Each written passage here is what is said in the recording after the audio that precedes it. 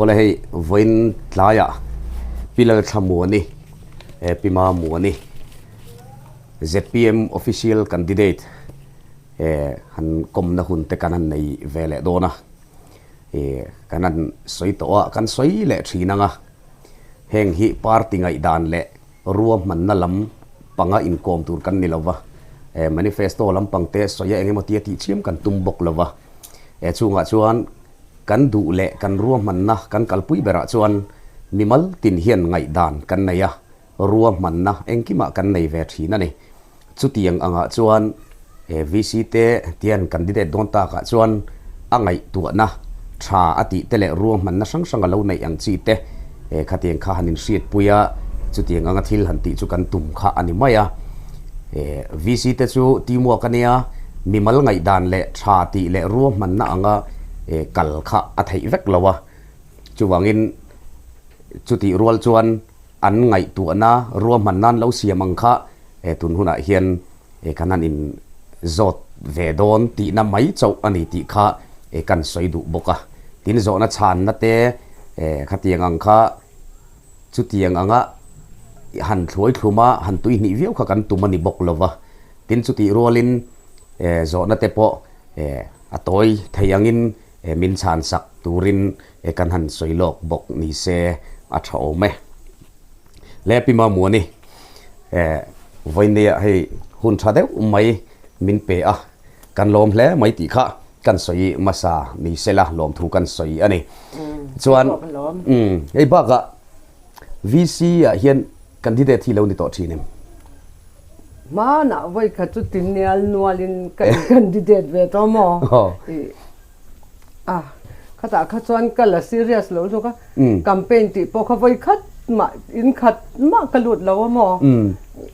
an campaign sub lai te khan ram te kha kalo riak tamai maya khani tu ma khanin voi khat chu MNF ticketin ka u te khan min ti tir ve mo lo ti ve to ani chu ani le tun kum sang ni som ni panga VC election na official candidate anan puan che khan enge nang ma tho dan tun tum hi chu kala serious khop me mo ni ve po hi ka du khop me a chan tak bakha chu kho hai khu chunga hian na tho tur ka mutnem lutuka chu wang chuan tlin ngei po ka tuma ni ve po hi tun tuma hi chuan ka chak khop me nia ti khan kan han in zo chho deu mol pa zel anga thamai ome hey VC a candidate te ilo ni a chumi chuan ngai tu na sang te ilo nei ve ngei to karinga nangma po ro man na sang te po kha enge mazat kha chu lo om ve view to inarin oma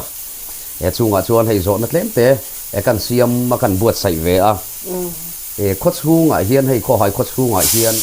kong pui enge mazat om ve a chunga chuan in kalpo na motora kalna emo two wheeler kalna emo mishing kalna turata na step ang chia te po in kalpo na tha hi kan mamo hle na hriata chutiang anga chuan enge hemi konga hian in kalpo na chungchanga hian iril ruwa lo om thin engti han ruwa mana engtia kalpui nge idu dan nangma lo om dan khamin an sing ta che nia hi atul khop mea kho hai kho chungina kan mamo lian ber te jinga mi hi ani ve phakin ka sia hemi kong chung le kong noi in kalpo na kong chunga han kal don na me lo thui dak tak han hel kwalte alo nga ya khami hel kwal lawa ol sam taka in kalpo zung the na so ti lai south veng tan pusen he sanga in bul so lai te so har salut tuk lo chuan a siam thei ni in langa one way talin mo khatiang ang che khan pick up te khatiang ang chi ya da han kal thei na te bike mo so lai so in kalpo na kong chung le kong noi in kalpo na ol sam tura chuan so lai tak so chu ka number 1 ve khop maya chuan government school pan na kong te po khi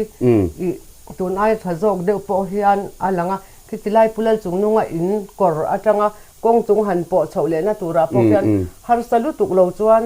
i khilai a po khian lir han tlan theina tur chuan kathira helai chu siam theiang mole ti hian kangai tu thina mo chung chu kong chung le kong hnuai in kalpo na ta na kangai poimo lian zual deuh le i mi ram le mi enge moti chelo zonga in kalpo na ol sam taka siam thei ania mundanga po siam thei na tur sang chu amai theya amai ro chu mi ram te han le enge moti han sut te alo ngai anga khatianga buaina le enge mo har san na om lowa in kalpo theina ol sam tak chu helai le khalai in kar kha chu ani a chuan black top emo PCC flooring emo chun tur hi ala tam em maya heng po hi ka ngai mo kho mai khi tilai in tam na road ang ti te mo king te hi han chung phei zui mai ila in mun tam tak apiang thei don boka ka ngai mo in ka thok cha khop mai wat chave ani le hei kan khotla nga po mizoram hun sang sanga po ani karinga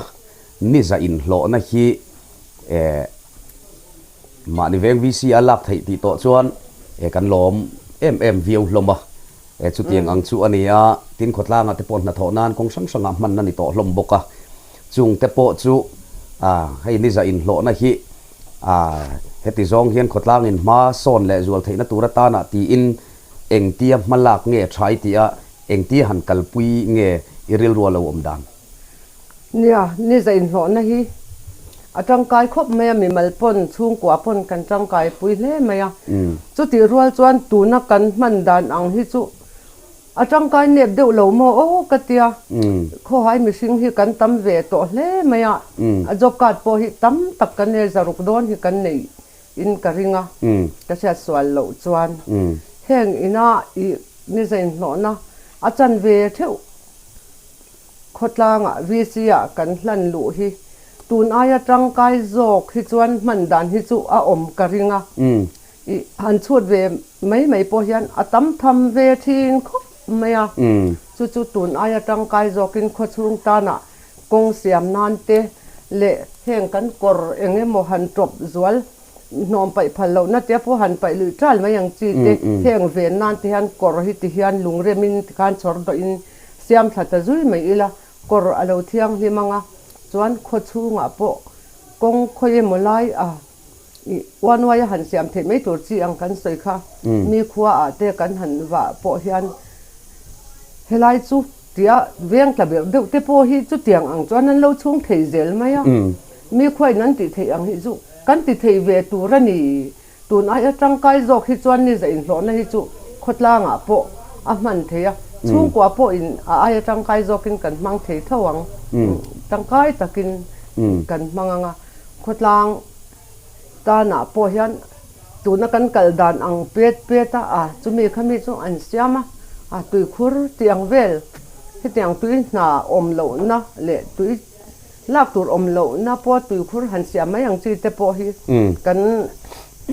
khotlang roi tu ten a thatura an ngai chu a tha te po anianga amai ro chu heng ai atang kai jok deuh hian man dan hi chu khotlang ta na hi chuan a om chu ka van ring om ngei tura nga yang a tha le mai mishingin shiselna nena inzom tlat mai kan naya chu faina kong hi ani khotlang en kolna ate in chung khura po ni se mimala po ni se chutiang ang konga chuan sanitation chungchanga hian tun aya ma kan lo so na chakzo ka malak thei ani dan tur ang konga te engtin nge niang he faina chungchanga hian mala thei din muna lo om ta la engtin nge malak tha isiat sanitation hi an ti tha katia natlang chungchanga tele khotlang mi pui min han en kol dana po hian an fak om kati khop meya an malak na hi chun zom zel a tha a tin chuti rualin sanitation hian a san pa poisa an nei ve si lo chuan na sa zo ka ma han lak dan kong hi a om lo riau meya eng po ti doni la poisa alo ngai zela chuan kan soi nu bok ni za in no te po tang kain kan ti kha sanitation lama te po hian ni za in no na sum te po hi tlem chuan han kal na ve deuh hlek sela i chuan malak dan te po hi om theyanga mani le mani khatianga ma la tura hanin bua saya lo om chuang si lawa lom nga yan thona hi an fak oma lom ngai reng lo om lo reng ang chi te chu thil hi alo har sa ve mai thina ngo ni chu wang chuan I sum pai hi a number 1 a chuan om ve sela chuan khu ti laya MP doron siam thar khumi in asoi biate an fai in ti na chan hi chu hemi kong chak lei lo min thareng thin ang chi te le nim buk ang chi te mi mal ramani emo ani lo emo hi biate a chuan ti khan lung an rem chhota ti khan kong pui chak lama mo lung rem a oma lung rem khan atim kong kha atimoi ta em maya chu chuan I fai angin min lan tira asana pa hian kan fai lu tuk bik chuang lo atiamo khatiang ang chi kha khotlanga malak na na chuan khatiang kong chaka lung han rem te le kan soi nu bok kor hian min ti mel hem thei reu me kor khochunga lo om hian henga nom lo om luk ang chi te chuan heng po hi tia lung han rema han tui luan kor thate wa han siam zui mai chuan alo fai mel ut mai zela chuan a number 1 le a chuan a number 1 zoka chuan sum le pai hi khotlang roi tu te hian sanitation tan hian phal ve deuh hlek ila chuan an phal ve deuh hlek chuan suma om chuan kong hi alo om ve mai thina chuan suma om lo chuan na hi atop ol thin ni sum hian thil hi ati thei em a sum tel lo hian chuan tha kan ti le kan duang hi chet view hi har thina ni tro chuan hei kho hai hian lan sar de na ming than na in ti teng chu tiang chu anei te jinga puimo em pakhat chu kho hai tlanga khian mun nuam deuh mai dil le tlang tlo nuam em mai kan nei a ti chumi a chuan a cheina konga te apan na kong te po hi atel thei ome chung anga chuan a cheina dan tur tun aya turisina tlo le zual ani theina tura ta na hian malak khi acha kom view zela chu tiang anga chuan engtia han kalpuya engtia ruam mana ma han lak chi nge ni ai siat ni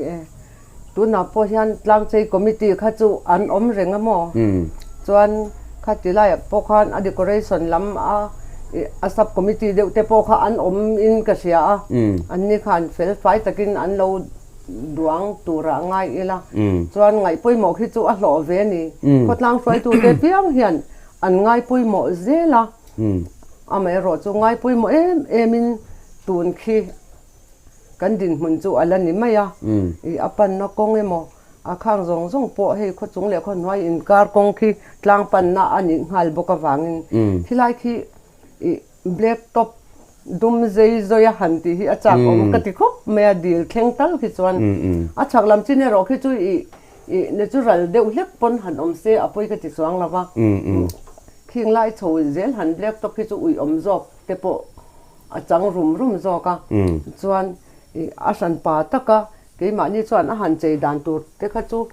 kan lo suang to phak ngai lo reng renga kan ti ve phak tura po kan lo ngai lawa a chei moi le adwan ang chi te kha chu chuan amai ro chu khitiang tlang akal kong eng ilo vela khi chuan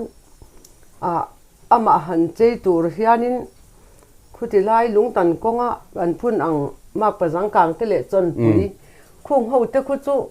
tlang ti vul tur khi chuan April te han om ve se chuan amoi le zual ngotang chuan thing tlang khote ang chi khatiang ang mizopa in le mizopa lal in zolbuk khatiang ang chi te khatiang ang te po kha amun le ma khi aremania khatiang han om tur khan mo har sat na om lo amun le ma a chuan amai ro chu sum le pai bok kha hilaya po khian atang kai le em dona moi tak le nal tak le lar taka han ti tur chuan sum tam tak kha angai ve le a chuan heng te po hi ke mani kho chunga ni za in hlo na ringot mai hi chuan eng ma hi adai lawa chuan MLA fan po han ti la engma hi adai tak lawa a department chang tu te atanga khilai cheina tur ang khi chu thei pato pasum le pai hai chua tuma khi chei ni se chuan tunai khian aro pui fe anga lo tu po anei fe ang helai kho chung ringo ta tang chuan sum le pai a dai thei lo a chang tu department art and culture department atanga sum le pai hilai cheina tur hi atam theyang ber khotlang swai tu ten hai chua tum sela chuan kan chei theyang amoi theyang ni ngai tu na sen angai thin khop mai hei candidate thi mi som ni le pakhat in nia hanin koma thil thui tak han soi na hun hi a om lo lu tuka hun atai to in than mai to bok nen candidate tam tham ve bok nen hian hei kan zona to ber turata na chuan kho hai hian enge tlak cham anaya in kai suaina in en kolna kho hai kalphung sim hian a englai hian nge among pop dewa isiata a englai hi nge kan chak lo na lai englai hi nge siam that ngai nia isiat lai kha minan soi sakanga ti chuan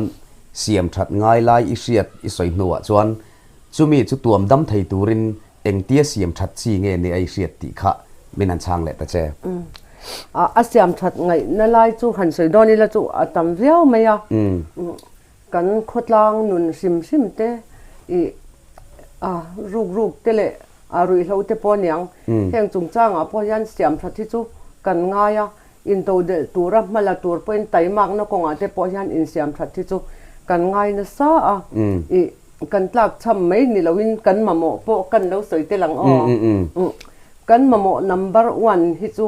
ke ma tho dan chuan RD block hi kan mamo number 1 ka ti top adik tak chuan tu na po yan vi se in candidate hi kaming ari ka tanga ka phat lo chan le ka chak chan chumo thei paling ko ro rel na te kan lo van nei pui ve hlau ani chuan hei hi chu RD block hi chu luletin ka beang ti hian ka in ngai tua hei hi adik tak chuan village council in candidate chan tak po hi hei hi adik tak chuan ani hei hi kan chan hi ka hlau ngoi ya chu wang chuan kan ma local to te pon thei top chuan an lo be em ang an thei top chuan chuang amai ro chu kan hun te lo la her chuak lo po anianga tu na hian ro rel na te kan ko wa te lo in ngat ve ni chuan hei kher hi chu thil dang zong aya ka ngai poimo number 1 ani awangin hei chu luletin ka be ka in ringa atum po ka tumanga chuan kan higher secondary khumi po khu ama khan sarkar khan min lo rin lu sak lo upgrade ve de uzwai kha a oma ame ro chu kha function tak main in than kha alo ni le sia upgrade tu te khan lo sarkar to ta box ti lo nen tu na ti hi kan din mun ania khung po khuti changthun anga ya sarkara in hlang lut thei turin thei top chu hi kan mamo ngoi boka ni lein nain kan in choma alo dai du thu samin alo dai seng lawa chuan sarkara lunge nge hi apoi mo chuan elementary school a hian heng apo hian tan lak le ma chop tur om chu atam mai asan chu an tlem lu tuka school no pang english medium an lut zo veka mitlem te an luta zirtir tu po tlem te an oma heng te poi zirtir tu hi in dai deu se chuan aizola te po khan government primary te middle te an lo bo na sa to khop mai amo achan chu school tha an letla talom amang mai kha ni lo khatiang anga mi pui har satna nu le pa ten fi kan choi reng te ti kiam na tur hian an elementary school ho hi